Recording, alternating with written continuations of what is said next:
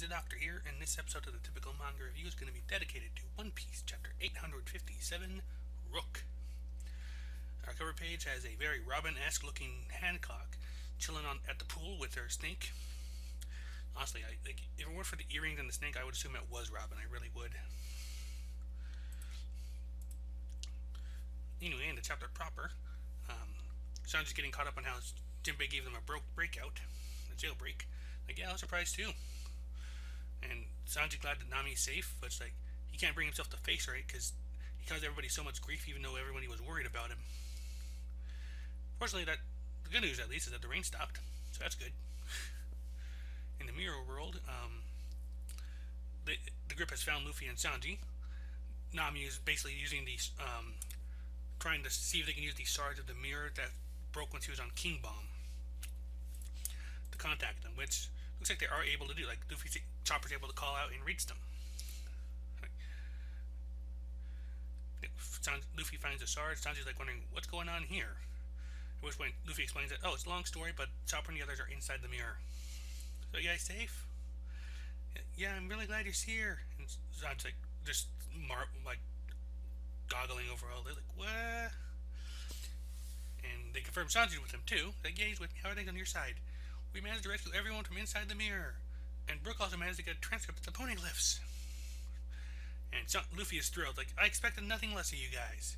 Which gets them all in there. Chopper is all even if you praise me, I'm not happy, you bastard. You bastard. Carrot's joining in. Even Brook yo, you silly man, you. And while Pedro's glad that Sanji is there, it's he's wondering if they reached an agreement. And they did. Sanji's not coming back yet. Which shocks everybody, including Carrot, so much he jumps out in the air.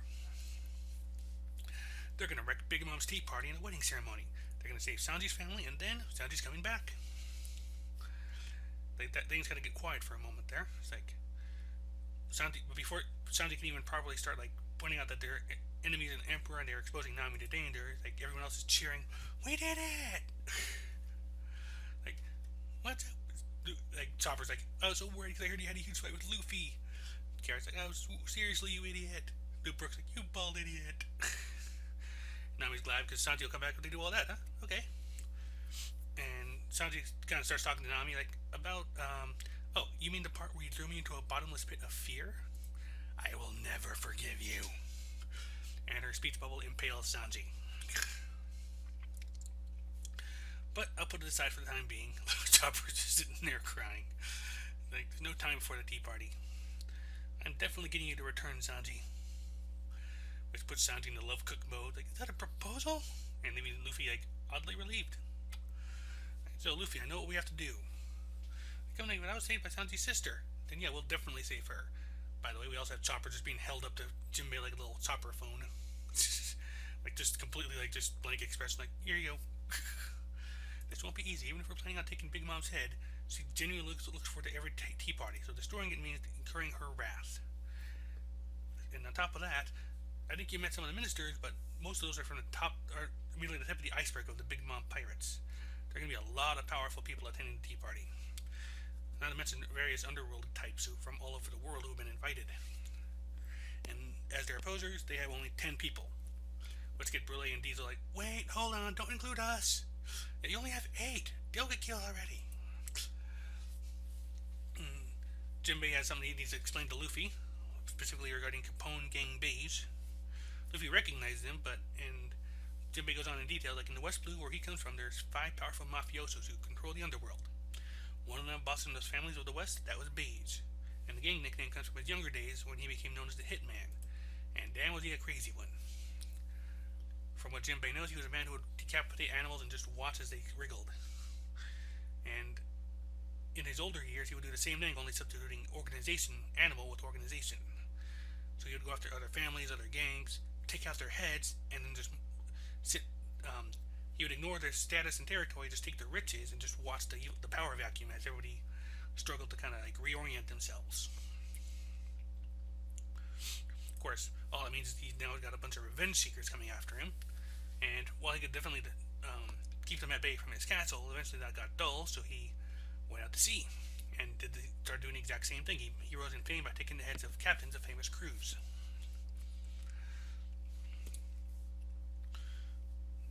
Luffy's was wondering why this is even coming up, but it's like Baze went on to since gone on to place himself into Big Mom's good graces because Big Mom's being the Mom's fold gives him a good hiding place. And through his efforts and ability, he's for this tea party, he has acquired the title of Rook and is in complete charge of security. And Jinbei is thinking if the security is on their side, then no one would interfere, or rather, if you're the security, you can do whatever you want. The main of the defense at the tea party is the wedding ceremony, and while Luffy and them already know that Big Mom's going to murder the Vinsmoke family in order to obtain Germa, in that same time, Baze plans to take Big Mom's head. Sanji's getting a little annoyed by all the intrigue, but Jinbei has more. Basically, the person who led them, the way they found out about this was through Pecoms. Baze took Pecoms and tried to convince him to join in, but Pecoms is too loyal, so Baze tried to kill him. The Fistmen saved him, and now they've kind of got some information from him about that, and he's recuperating. Incidentally, in the little flashback panel showing Pecoms being shot off the cliff, we see some sharks with a knife and fork. And Luffy's glad he's safe. He's never gonna. Baze is a horrible, horrible guy. And basically, Jinbei's noting that while he doesn't like doing this to Pecoms because he's just being a good guy, is now really the time to make Baze into an enemy. The tea party banquet is at 10 in the morning. That's about 5 hours from now. Compared to the 10 of them only just starting to formulate a plan now, which again gets really like, stop including us! Baze has been preparing meticulously for a long time, so he asked Luffy and Sanji to ally with Baze, which Luffy is surprisingly amenable to. He's like, okay, you're right. Like, whoa, Luffy, what? Like, Nami's like, you're not seriously on board, are you? Like, and Chopper's like, we were against this 4-2. Beyond that, and then and Jinbei's already kind of made the preparation, so like Luffy's like, okay, let's go meet him now. And Jinbei assures him that don't worry, it's always an option to refuse if they don't like what's going on. So they have different goals. Meanwhile, the northwest of Full Kick Island, where the Fire Tank pirates are based, we're confirming that they are the ones who shot Bobbin because he was chasing after Blackleg. The Germani were heroes after all. Blah, blah, blah, blah. And they're asking Capone if Luffy's actually going to come here. It's like Jinbei is not the type of guy to joke around. It's logical for us to not make new enemies with Big Mom as our opponent. The rest depends on Straw Hat. If we don't like what he does, we eliminate him here. And that's where the chapter ends. And like I said, this is a pretty exposition-heavy chapter, but we got some good stuff out of this. Like a little bit about how East Blue works, for example. Quite a bit about Baze, obviously. Like that is an interesting way for him to modus operandi for him. Like he doesn't care about taking over territory or taking over land. He just wants to find the top guy, knock him down, and just watch everything just run around. Makes you wonder if he's actually out to be Pirate King or out to assassinate the Pirate King, which might make him an issue much later, come to think of it. So we got some stuff about how West Blue works, the underworld at least, with the 5 mafiosos. And things are coming together as far as bringing everyone into conflict with Big Mom. So we'll probably get some transition chapters coming up here pretty soon. Just because like next week and nothing else is going to be Luffy and Capone.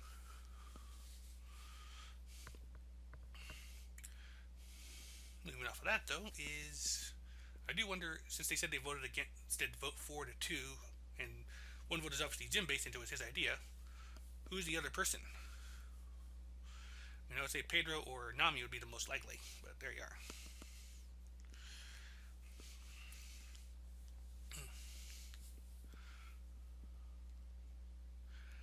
Let's see here. I'm trying to think if there's anything else I really need to bring up. There's not a lot for me to really bring up, like speculation-wise on this chapter, because he actually got more answers than questions.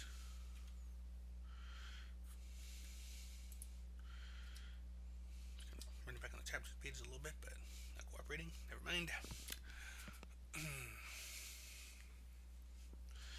I mean, one thing I do like is how everybody was ecstatic about getting Sanji back. Like, okay, so as long as we mess with Big Mom, we get Sanji back. Perfect. We're in.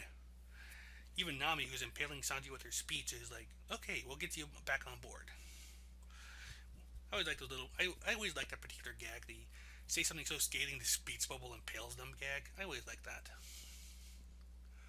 Let's see here.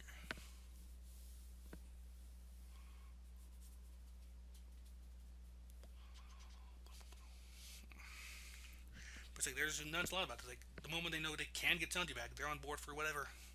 Now just figuring out how to actually do the damn thing. Which is what next week will be about, getting into base.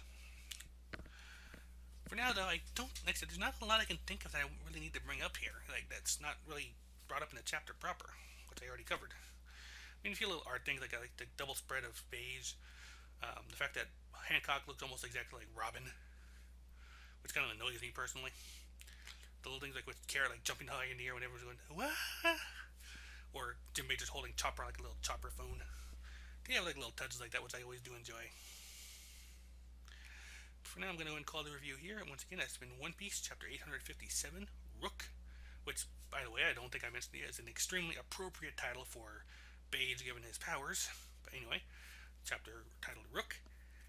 There's no One Hero Academia this week. Apparently, the guy is feeling ill. That's why we got a bit of the Hunter x Hunter art last week. So it's just going to be One Piece this time around. And but I hope that's enough for everybody till next week. And until then, see you later and bye-bye.